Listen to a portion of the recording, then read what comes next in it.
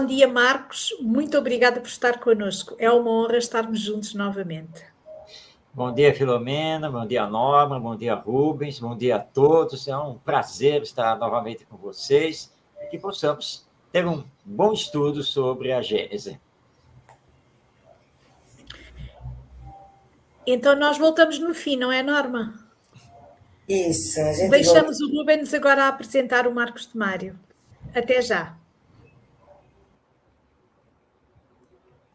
Bom dia, queridos. Bom dia, meu irmão Marcos. Uma alegria enorme estar aqui contigo nesse trabalho maravilhoso de comemorar mais um aniversário, podemos dizer assim, do nosso livro A Gênese. Nosso irmão Marcos é aqui do Rio de Janeiro, né? Sou do Rio de Janeiro também, por vezes nos encontramos em alguns eventos, carioca, né?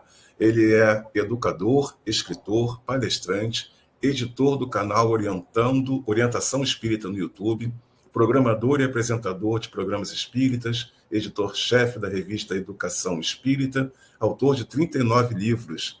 Marcos, um currículo maravilhoso no campo da educação, te acompanho sempre nos trabalhos, nas edições. Fico muito feliz de estar aqui mediando contigo esse momento tão importante, que é tratar dos caracteres da doutrina espírita, né? Essa parte inicial do livro da Gênesis. Querido, fique à vontade, estamos muito ansiosos para ouvi-lo. Por favor.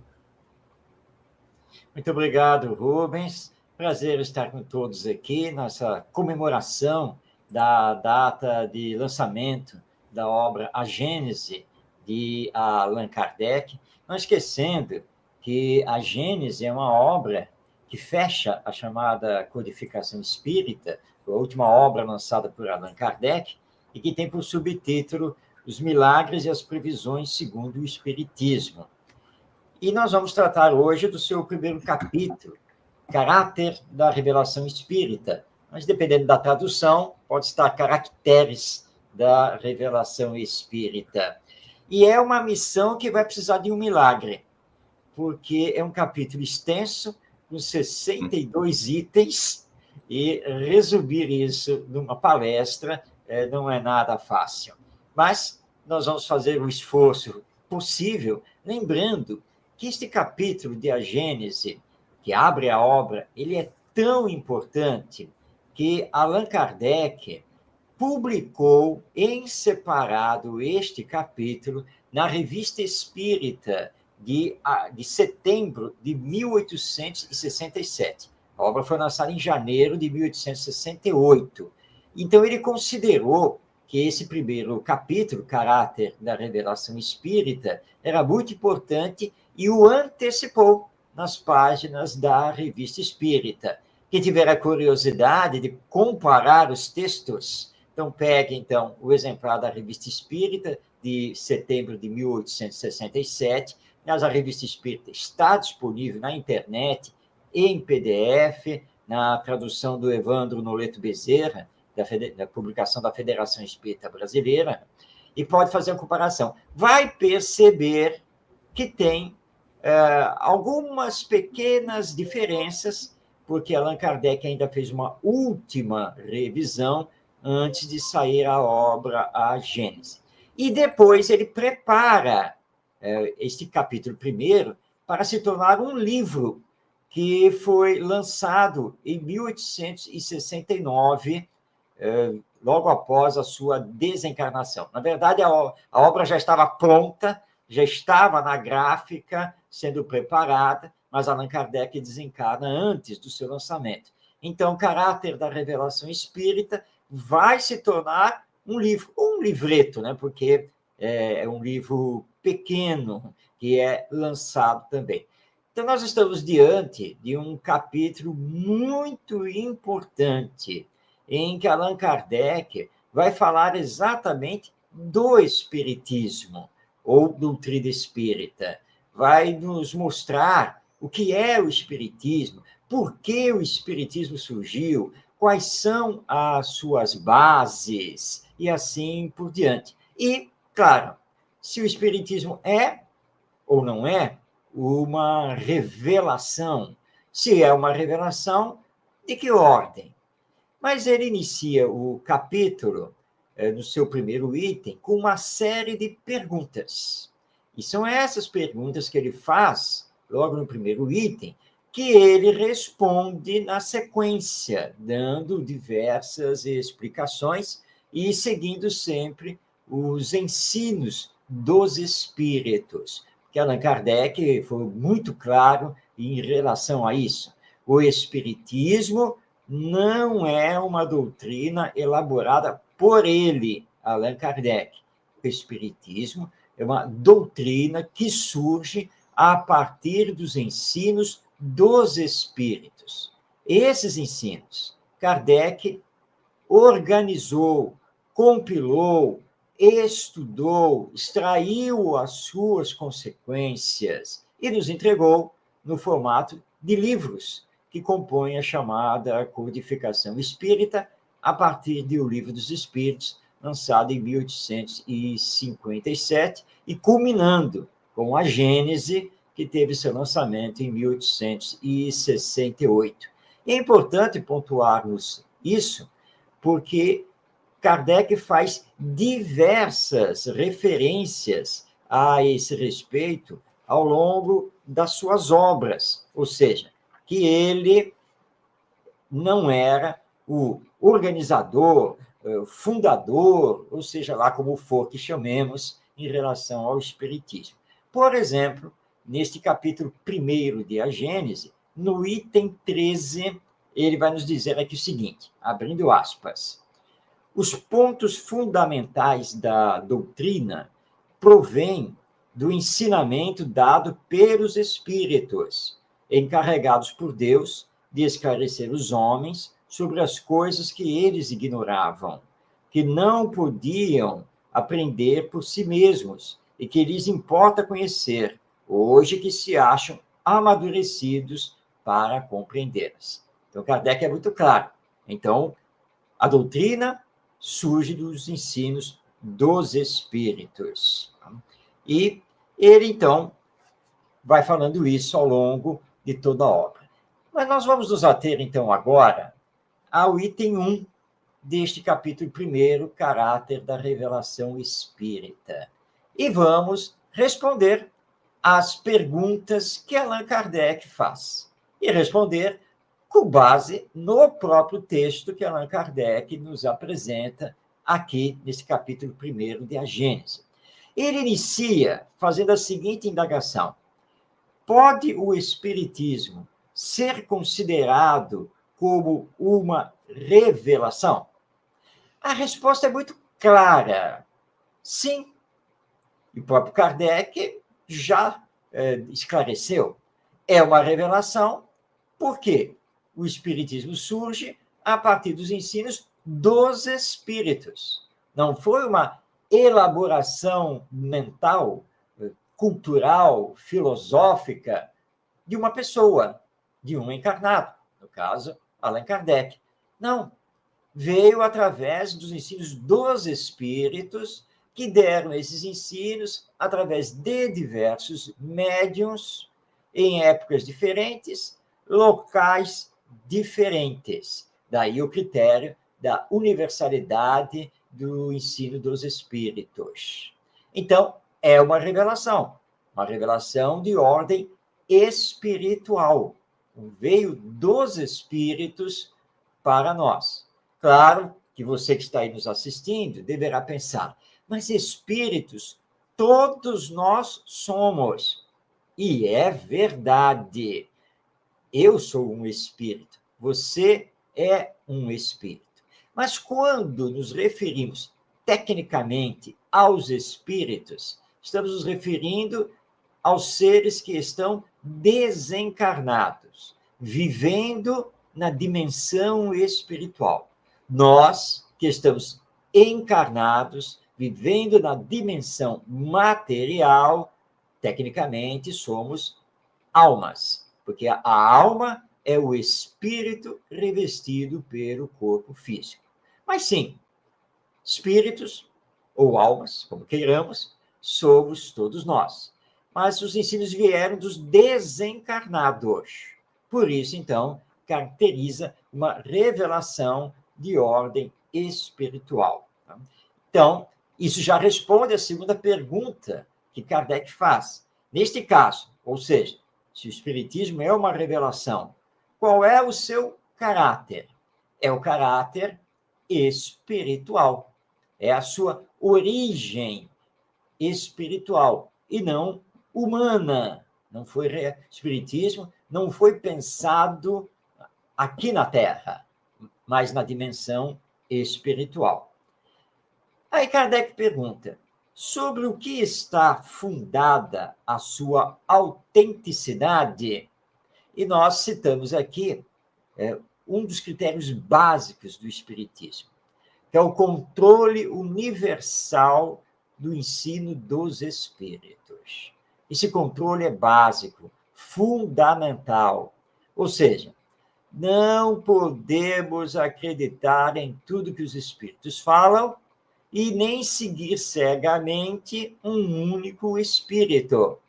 Porque os espíritos nada mais são do que os seres humanos que estão desencarnados. Ora, se entre nós, que somos os espíritos que estamos encarnados, existe do mais ignorante ao mais sábio, do mais imoral ao mais moralizado, é a mesma coisa no mundo espiritual. Por isso que aqui na Terra nós não vamos acreditando no primeiro que nos conta alguma coisa, ou que tenta nos ensinar alguma coisa. É a mesma coisa em relação aos espíritos. Então, Allan Kardec tomou esse cuidado de ouvir os espíritos, organizar os seus ensinos, compará-los, conhecer toda a realidade dos seres humanos desencarnados, para então selecionar aquilo que de fato era bom e verdadeiro. E aí ele criou esse critério, né? O controle universal do ensino dos espíritos. Dando um exemplo aqui, o espírito A falou X. O que Kardec fazia? Ele aguardava que espontaneamente outros espíritos viessem confirmar o que esse espírito A falou. Ou então, ele preparava uma ou mais perguntas que ele então fazia aos espíritos. E aí depois ele comparava as respostas.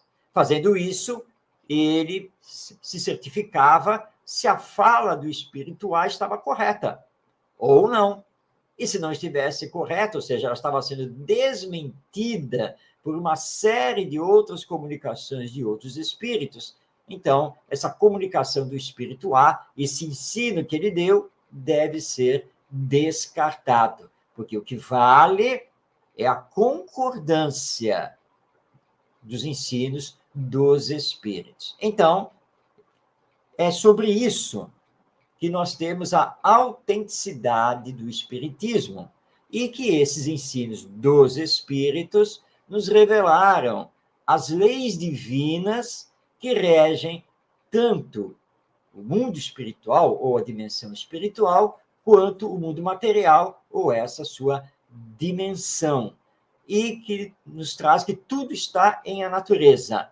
Não existe o sobrenatural, não existe o maravilhoso. Apenas que nós, às vezes, ainda não temos o devido conhecimento, ainda não sabemos exatamente explicar este ou aquele fenômeno. E isso a ciência faz cotidianamente.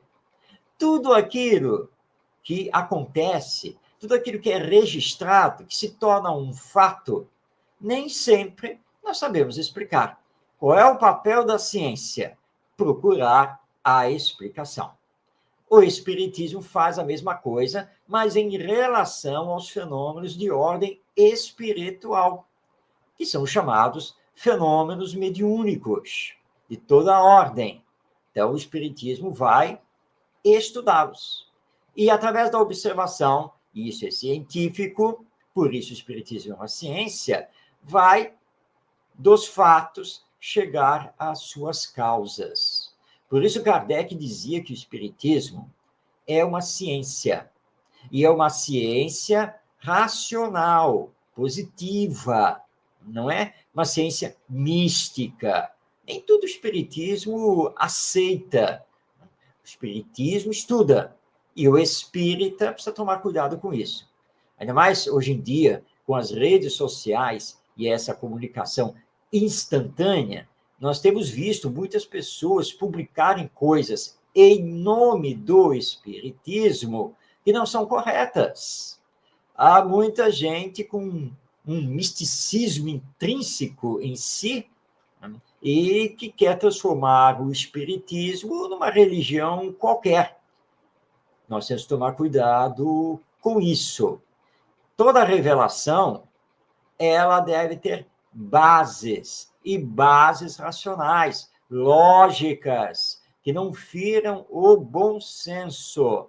E o espiritismo é uma revelação que vem dos espíritos. Então, muito cuidado quando misturamos ideias pessoais, achismos, com a própria doutrina espírita. Precisamos saber separar as coisas. Na sequência, Kardec faz mais uma pergunta.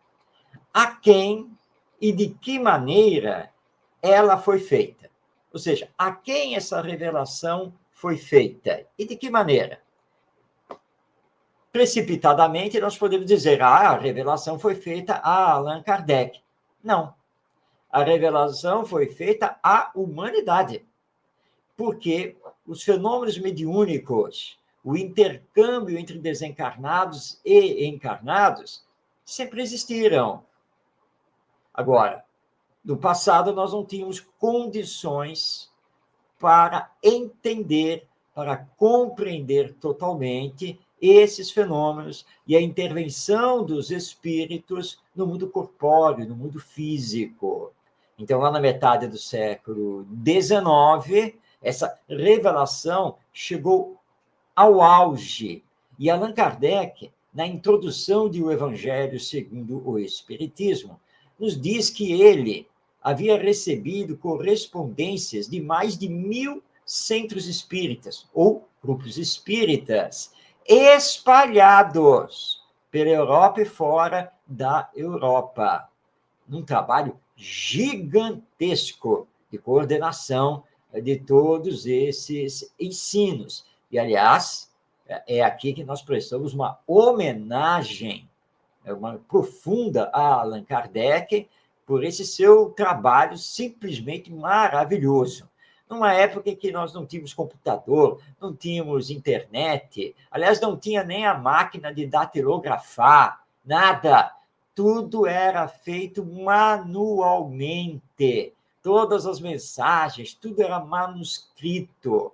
Para publicar um livro e uma revista ou jornal, você tinha que levar o material a uma tipografia. Isso nem se usa mais. Era todo um trabalho que exigia horas e dias para a pessoa. Não existiam sistemas de arquivo, a não ser os próprios manuais. Paris, onde Allan Kardec viveu, na sua época, ou seja, a partir de 1855, quando ele começa a estudar os fenômenos, Paris ainda não tinha energia elétrica. Então, nós temos que aplaudir o trabalho de Allan Kardec, que foi realmente um trabalho que poucos de nós conseguiríamos fazer, apesar de hoje termos toda uma tecnologia que nos facilita e muito esse tipo de trabalho. Mas a revelação não foi dada a ele com exclusividade. Ele coletou as revelações, os ensinos dos espíritos. A partir dessa coleta, ele organizou por temas, estudou, meditou, fez perguntas, aprofundou o conhecimento. Então, a quem essa revelação foi dada? A todos nós. Através de quem? Dos médiuns, os intermediários das comunicações dos espíritos. Só para revisar os ensinos dos espíritos, Kardec diz que trabalhou com mais de 10 médiuns. Isso ali, em Paris, França.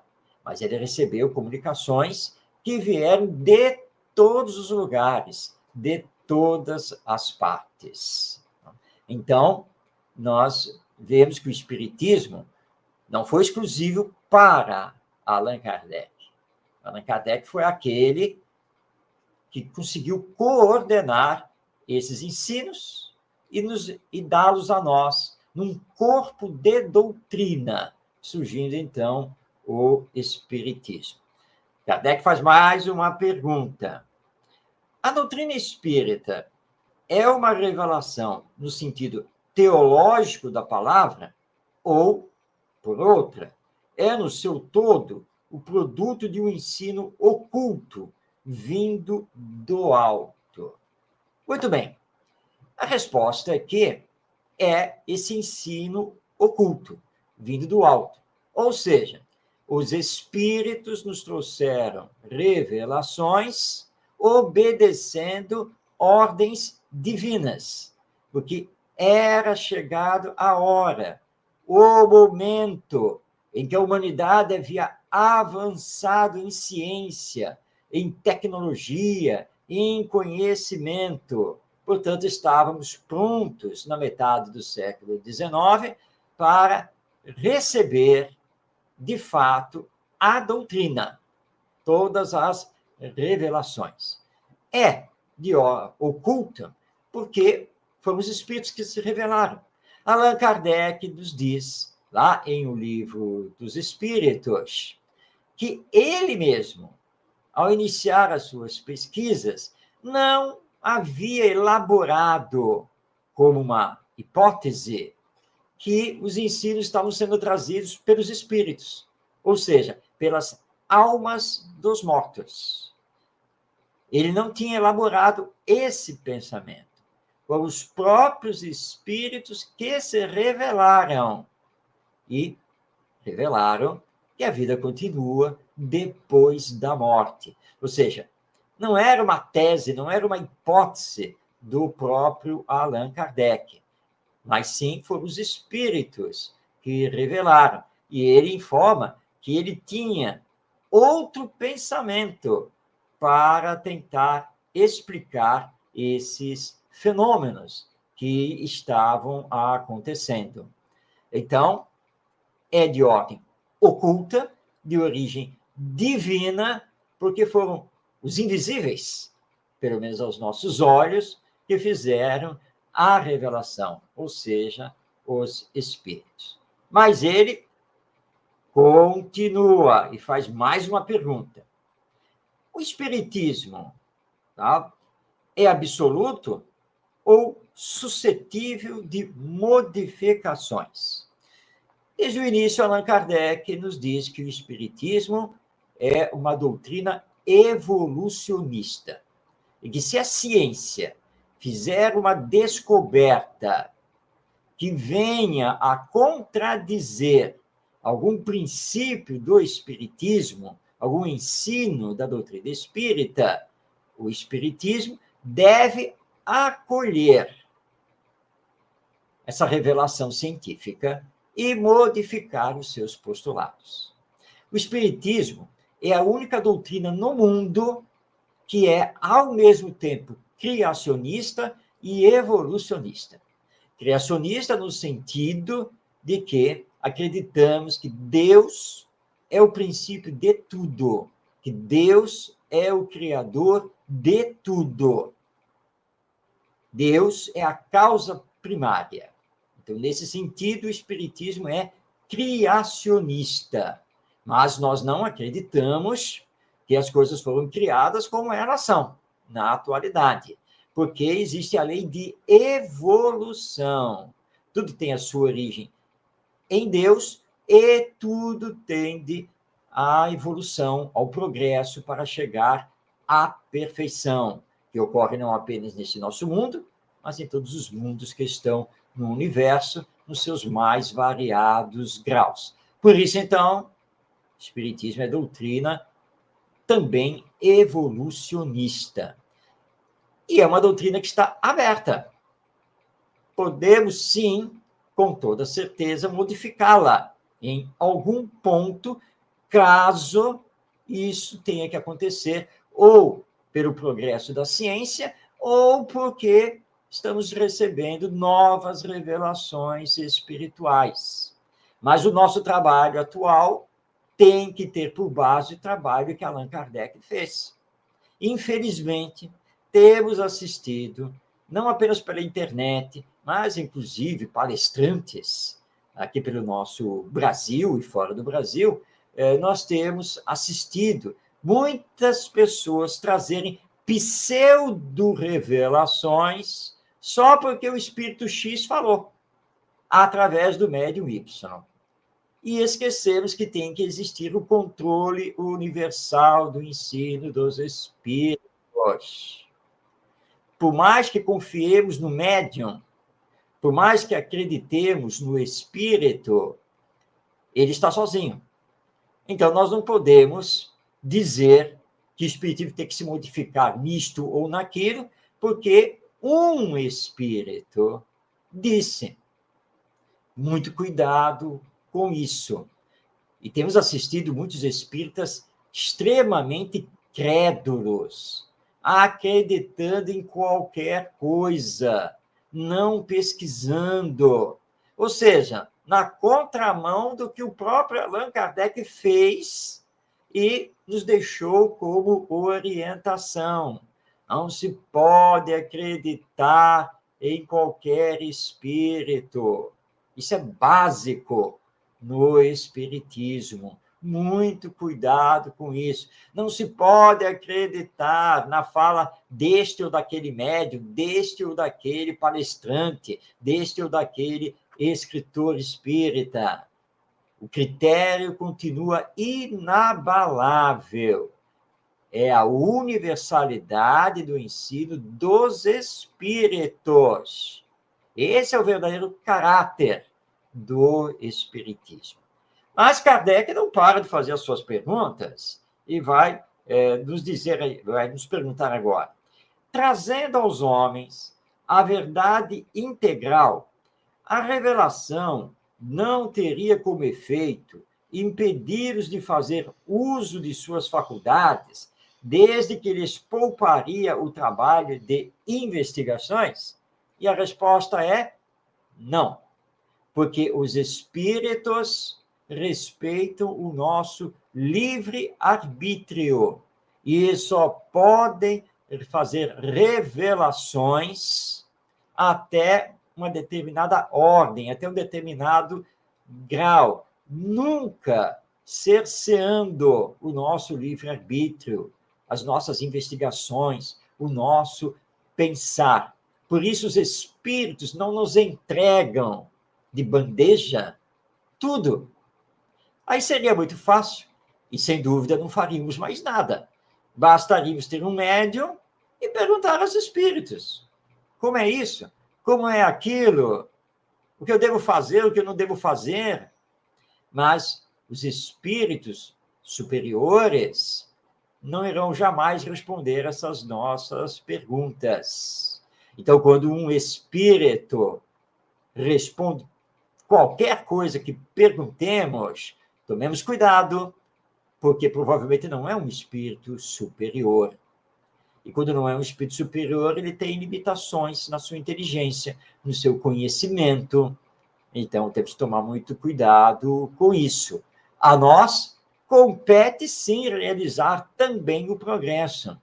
Temos as nossas próprias ações e nos responsabilizarmos por elas. Por isso, o Espiritismo não é uma revelação espiritual que vem explicar tudo. Não, porque nós precisamos também fazer a nossa parte. E é assim que vamos progredindo. Então, o Espiritismo não tira de nós o estudo, a investigação, o pensar, raciocinar. Pelo contrário, o Espiritismo instiga isso, solicita isso do seu adepto. Pergunta ainda Kardec: qual pode ser a autoridade do ensino dos espíritos, se eles não são infalíveis nem superiores à humanidade? Sim, muitos espíritos são tão iguais quanto nós, tanto em inteligência quanto em moral. Daí a pergunta de Kardec. Bom, se a maioria dos espíritos, dos que estão desencarnados, são como nós, qual é a autoridade deles para fazer revelação? A autoridade consiste em estar nos revelando a vida no mundo espiritual, em estar desdobrando para nós, no caso dos espíritos superiores, a justiça divina, o funcionamento da lei divina. E ao estudarmos a realidade dos espíritos medianos, iguais a nós no mundo espiritual, fazemos a descoberta de como é essa vida, em todas as suas nuances. Mas nós não sabemos disso, não viemos do mundo espiritual, é verdade, mas temos o véu do esquecimento do passado quando estamos aqui encarnados. Por isso necessitamos dessas revelações. E a autoridade deles nessas revelações está na concordância universal desses ensinos, que, aliás, não podem fugir da lógica, do bom senso, que são outros critérios que Allan Kardec sempre utilizou diante das comunicações dos espíritos. Eles estão nos revelando a realidade da vida no mundo espiritual e do intercâmbio entre essa dimensão da vida e a nossa dimensão corpórea. E a autoridade, ela está justamente na concordância desses ensinos que acabam gerando um corpo de doutrina, ou seja, um conjunto de princípios. Muito bem. E como eles não são infalíveis, por isso que temos que tomar cuidado com essas revelações, não acreditando em qualquer coisa que os espíritos nos comuniquem. Pergunta na sequência Allan Kardec. Qual a utilidade da moral que eles, os espíritos, pregam, se essa moral não é outra senão a do Cristo, já conhecida? Sim, é fato que os espíritos não vieram nos ensinar uma nova moral, que o espiritismo, no seu aspecto religioso, não veio ensinar, trazer para a humanidade uma nova moral. Mas os espíritos vieram reviver os ensinos morais de Jesus. E vieram reviver em espírito e verdade. Porque para entender muitos dos ensinos morais do nosso Mestre Jesus, precisamos das chaves da imortalidade da alma e da reencarnação. E são princípios básicos do espiritismo. E aí nós percebemos a grandeza desses ensinos morais, que não são apenas para os cristãos, como muitas pessoas pensam. Os ensinos morais de Jesus são para toda a humanidade, para todos os seres. Não é apenas para aqueles que abraçam o Evangelho. E nós temos um grande exemplo em relação a isso, que é o nosso Mahatma Gandhi, ou seja, a grande alma de Gandhi, lá na Índia, na primeira metade do século XX, em que ele, em mais de uma oportunidade, embora não fosse cristão, ele, em mais uma oportunidade, afirmou que a base da sua campanha da não violência, da sua doutrina da não violência, a base era o Sermão da Montanha, ou Sermão do Monte, do nosso Mestre Jesus. Gandhi chegou ao ponto de dizer que se houvesse uma guerra atômica mundial e que dizimasse boa parte da humanidade, ele disse que se sobrasse um exemplar do Sermão da Montanha, a humanidade estaria salva. Ela poderia se refazer com toda a tranquilidade. Por isso, então, o Evangelho é, na verdade, para todos. Então, os espíritos, de fato, não vieram revelar uma nova moral, mas vieram reviver os ensinos morais de Jesus. Pergunta Kardec: quais são as verdades novas que eles nos trazem? A vida no mundo espiritual, a vida futura, no depois da morte, a lei de causa e efeito, que é lei divina, resumida magistralmente por Jesus, quando nos disse que a cada um será dado segundo as suas obras. E aí é todo um novo mundo, uma nova ordem de ideias que se abre para todos nós. A morte não é o fim, a vida continua. Eu sou uma alma imortal, um espírito imortal. Esta é mais uma existência que Deus me entrega para que eu possa continuar o meu progresso, caminhando para a minha perfeição e, portanto, no coletivo, a perfeição da própria humanidade. Então, as revelações dos Espíritos nos lançaram uma nova ordem de ideias. Pergunta ainda Kardec, chegando ao final deste item 1. O homem tem necessidade de uma revelação e não pode encontrar em si mesmo e em sua consciência tudo o que lhe é necessário para se conduzir? Pode. Porque a lei divina está gravada na nossa consciência. Entretanto, quando estamos encarnados, temos ainda uma tendência de nos deixar levar pelas coisas materiais, de olharmos para a vida apenas entre nascer, viver e morrer. Por isso, os espíritos, cumprindo as ordens divinas, vêm nos lembrar que não somos este corpo físico, orgânico, mas somos o espírito imortal que sobrevive à desagregação molecular deste corpo.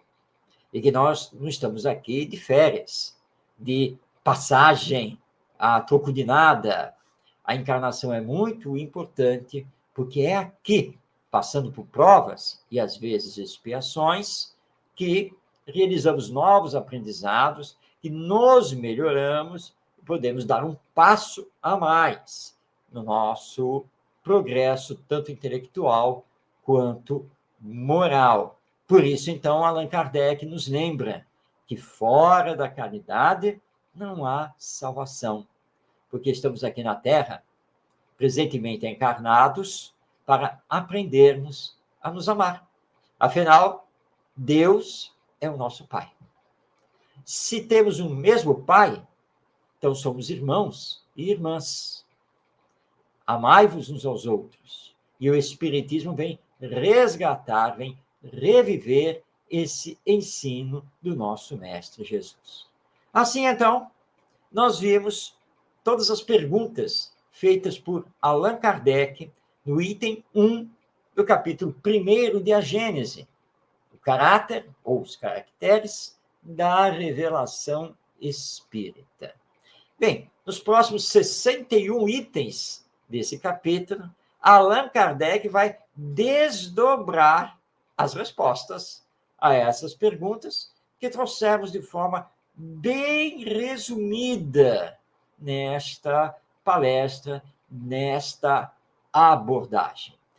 A recomendação é que, depois destas comemorações pelo lançamento de A Gênese, que você, com bastante atenção, com calma, pegue a obra para fazer a sua leitura.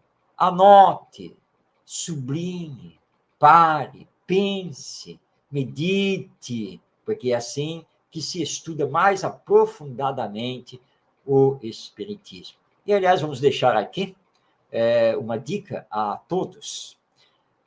Se, em média, todos os dias, lermos de 8 a 10 páginas das obras de Allan Kardec, iniciando lá pelo O Livro dos Espíritos.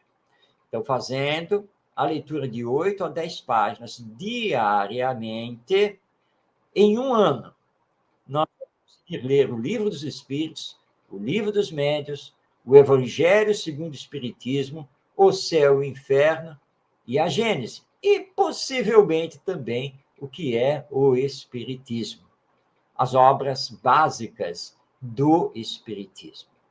Neste ano, faça esse teste. Ler é criação de hábito, e criação de hábito é justamente educação. Faça isso, e você conseguirá conhecer, então, melhor o Espiritismo. Era isso que nós tínhamos a trazer a todos, e, claro, com essa recomendação mais objetiva, né, e depois pegar no capítulo 1 de A Gênese para essa leitura mais aprofundada. Meu agradecimento a todos, desejo de paz em todos os corações e que vocês continuem nesta programação para conhecer esta obra maravilhosa que é A Gênese de Allan Kardec. Muito obrigado. Muito obrigada, Marcos, por tudo aquilo que nos trouxe deste espetacular primeiro capítulo da Gênese, que é maravilhoso. E também pela sugestão que nos deixou na parte final. Posso dizer-lhe que eu sou um exemplo vivo disso. E é algo que é muito importante na medida em que as obras não mudam, mas como nós vamos mudando de ano para ano, cada vez essa leitura nos vai acrescentando mais, porque nós vamos conseguindo perceber novos ângulos de visão. Muito obrigada, Marcos. Rubens? Agradecer muito nosso querido Marcos, que nos trouxe itens tão importantes, questionamentos que nós temos que ter nas nossas vidas, quando pensarmos na nossa doutrina, e principalmente quando ele fala da questão de ser orientação dos espíritos, plural, de uma falange de espíritos elevadíssima, diretamente enviada por nosso Mestre Jesus, e trazer eles para o nosso tempo. Fico muito feliz de Marcos também ter essa preocupação que eu tenho, que é do personalismo, das vontades próprias, das buscas dos likes, dos joinhas nas redes sociais, que faz com que nossa doutrina, por muitas vezes, esteja numa situação delicada.